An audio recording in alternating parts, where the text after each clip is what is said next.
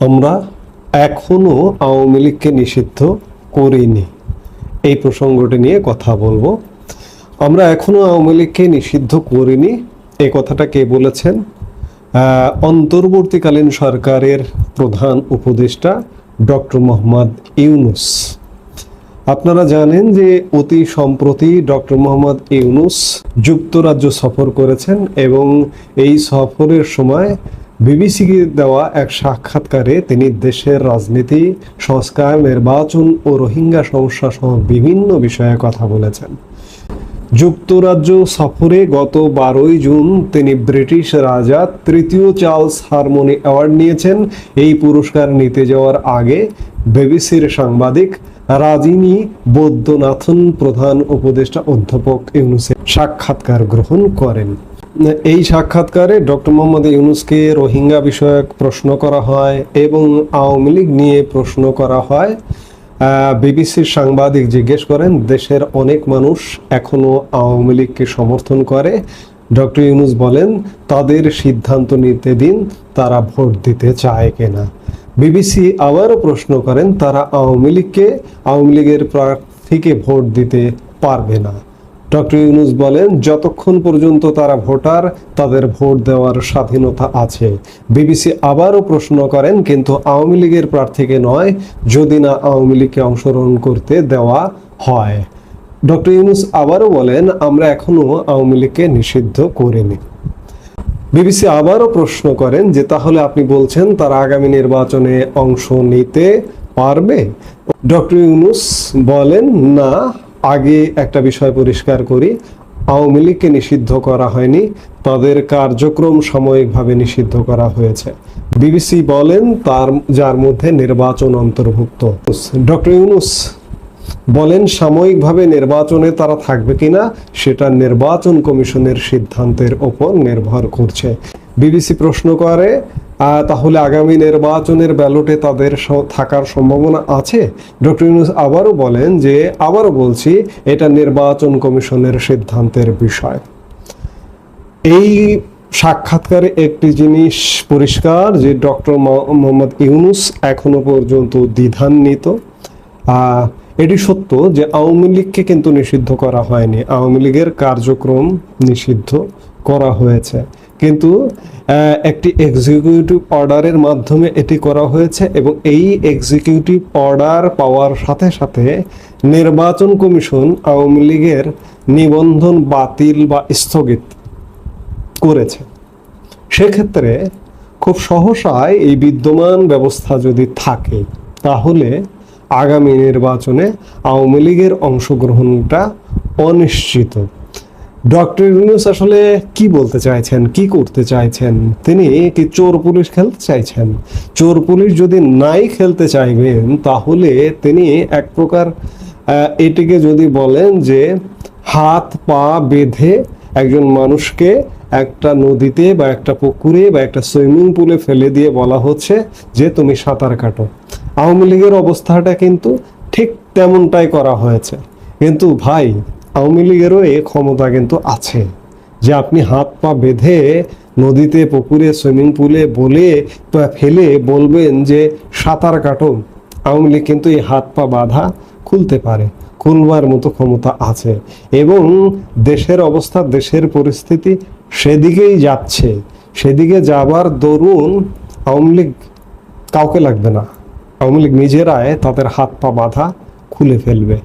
সেদিন হয়তো আর খুব বেশি দূরে নয়, কাছাকাছি। কারণ ডক্টর মোহাম্মদ ইউনূসের অন্তর্বর্তীকালীন সরকার একের পর এক গর্ত খুঁড়ছে এবং এই গর্তে ডক্টর মোহাম্মদ ইউনূসের সরকারই পড়ে যাবে, আওয়ামী লীগ ঠিকই উঠে দাঁড়াবে। আর doctor Muhammad Yunus swimming pool, পুকুর বা নদী তো দূরের কথা, একটা চোরা বালিতে আটকে যাবে, একটা গর্তে পড়ে যাবে। কাজেই ডক্টর মোহাম্মদ ইউনূস বলছেন যে আওয়ামী লীগকে আমরা নিষিদ্ধ করিনি। ইটস ট্রু, আওয়ামী লীগকে নিষিদ্ধ করেননি, আওয়ামী লীগের কার্যক্রমকে নিষিদ্ধ করেছেন। আর এই কার্যক্রমকে নিষিদ্ধ করবার অস্ত্রটিকে নিয়ে নির্বাচন কমিশন আওয়ামী লীগের নিবন্ধন বাতিল করেছে। এই এক প্রকার চোর পুলিশ খেলার মতো অবস্থা। এই অবস্থা থাকবে না, এই অবস্থার অবসান ঘটবে। ডক্টর মোহাম্মদ ইউনূস মুখ দিয়ে যেটি উচ্চারণ করেছেন যে আমরা আওয়ামী লীগকে নিষিদ্ধ করিনি, আওয়ামী লীগকে আসলে নিষিদ্ধ করতে পারবেন না, নিষিদ্ধ করবার ক্ষমতা নেই। এই মুহূর্তে এই সরকারের আমলে যে ঘটনাগুলো ঘটছে, আসলে কি ঘটছে সরকার নিজেও হয়তো বলতে পারে না, তেমন ঘটনায় ঘটছে। এই ঘটনার অবসান হবে শীঘ্রই।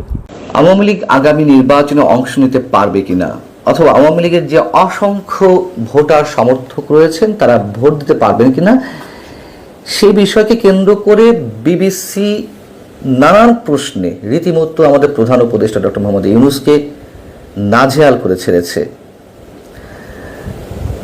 প্রধান উপদেষ্টা যখন লন্ডন সফরে ছিলেন তখন বিবিসি একটা ইন্টারভিউ করেছিল, যেটি কয়েক খণ্ডে প্রকাশ করা হচ্ছে। এর আগে ব্রিটেনের প্রধানমন্ত্রী কিয়ার স্টারমার কেন তার সঙ্গে সাক্ষাৎ করলেন না, সময় দিলেন না, সে বিষয়ে নানান ধরনের প্রশ্ন করা হয়েছিল। রীতিমতো নাস্তানুবোধ হয়ে উঠেছিলেন প্রধান উপদেষ্টা। আওয়ামী লীগ প্রশ্নে বিবিসির সাংবাদিক রাজিনী বৈদ্যনাথন তাকে প্রশ্ন করছেন প্রধান উপদেষ্টাকে যে আপনি বলছেন নির্বাচন যেন অন্তর্ভুক্তিমূলক বা অংশগ্রহণমূলক হয়, কিন্তু একটা সমালোচনা হচ্ছে যে আপনি আওয়ামী লীগকে অর্থাৎ সাবেক প্রধানমন্ত্রী শেখ হাসিনার দল সেটিকে নির্বাচনে অংশ নিতে দিতে চাচ্ছেন না কেন? প্রধান উপদেষ্টা যেটি বললেন খুব মজার বিষয়, তার এই ধরনের উত্তরে যদিও আমরা অভ্যস্ত হয়ে গেছি। তিনি সামনে নিয়ে আসলেন জাতিসংঘের আবাসিক প্রতিনিধিকে, তাকে রেফারেন্স দিয়ে বলছেন যে আওয়ামী লীগ না থাকলেও নির্বাচন অন্তর্ভুক্তিমূলক হবে কিনা। সম্প্রতি ঢাকায় জাতিসংঘের আবাসিক প্রতিনিধি খুব ভালোভাবে একটা ব্যাখ্যা দিয়েছেন। তিনি বলেছেন অন্তর্ভুক্তিমূলক মানে কোনো নির্দিষ্ট দল নয়, সব মানুষের অংশগ্রহণ। যতক্ষণ পর্যন্ত মানুষ ভোট দিতে পারছে ততক্ষণ এটা অন্তর্ভুক্তিমূলক। কি অদ্ভুত কথা! যে জাতিসংঘ এর আগে আগস্ট হত্যাকাণ্ড নিয়ে যে রিপোর্টটি দিয়েছিল, সেই রিপোর্টের কনক্লুশনে স্পষ্ট হয়ে বলেছে যে তারা সবকিছুর বিচার চায়, কিন্তু রাজনৈতিক দল হিসেবে বা কোনো রাজনৈতিক সংগঠনকে নিষিদ্ধ করা হোক এটি তারা কোনোভাবেই চায় না। এমনকি জাতিসংঘের মানবাধিকার বিষয়ক হাই কমিশনের চেয়ারম্যান ভলতার তুর্ক সংস্থার 59তম অধিবেশনে এ মন্তব্য আবারও করলেন যে কোনো রাজনৈতিক দলকে নিষিদ্ধ করা মানে স্বাধীন মত প্রকাশকে সংকুচিত করা। বাংলাদেশের উদ্দেশ্যে স্পষ্ট করে বললেন। সেখানে তিনি জাতিসংঘের আবাসিক প্রতিনিধির এই বক্তব্যকে সামনে নিয়ে আসলেন। জাতিসংঘ ক্ষেত্র বিশেষ এখন কেন নির্বাচন চায় না, কেন অন্তর্ভুক্তিমূলক বা অংশগ্রহণমূলক নির্বাচনের ব্যাখ্যা এইভাবে দিচ্ছে সেটা আমরা বুঝি। এখন শেখ হাসিনাও তো এর আগে তিনি যখন ক্ষমতায় ছিলেন, বিএনপি নির্বাচনে আসুক বা না আসুক, বা বিএনপি নির্বাচনে না এলে নির্বাচনে অংশগ্রহণমূলক হবে কিনা, সেই প্রশ্নগুলোর উত্তরে তিনি তো এই ধরনের উত্তর দিতেন। এর আগেও বলেছি যে নির্বাচনে কোন দল এলো না এলো সেটি দেখার বিষয় নয়, জনগণ ভোট দিতে পারছে কিনা সেটাই বিষয়। তাহলে তো শেখ হাসিনা ঠিক ছিলেন, তাই না? তাহলে শেখ হাসিনার বিরুদ্ধে কেন আমরা এত সমালোচনা করি? যে 3টি নির্বাচন বিতর্কের সঙ্গে অনুষ্ঠিত হয়েছে, সেই নির্বাচন পরিচালনার সঙ্গে যারা জড়িত ছিলেন, কেন তাদেরকে এখন বিচারের মুখোমুখি করা হচ্ছে, কেন তাদেরকে আটক করা হচ্ছে, কেন তাদের বিরুদ্ধে শাস্তিমূলক ব্যবস্থা নেওয়া হচ্ছে? এই যে পরস্পর বিরোধী বক্তব্য ডক্টর মোহাম্মদ ইউনূসের বা ডক্টর ইউনূস সরকারের, এটি এখন সারা বিশ্বে ওপেন হয়ে যাচ্ছে। সারা বিশ্বের কাছে এই বিষয়টি এখন খোলাসা হয়ে যাচ্ছে যে তিনি মানে কতটা দ্রুত রং বদলান, কতটা দ্রুত তিনি নিজের বক্তব্যের বিপরীতে গিয়ে নতুন নতুন বক্তব্য দেন। এরপরে রাজিনী বৈদ্যনাথন প্রশ্ন করছেন, দেশে অনেক মানুষ এখনো আওয়ামী লীগকে সমর্থন করে,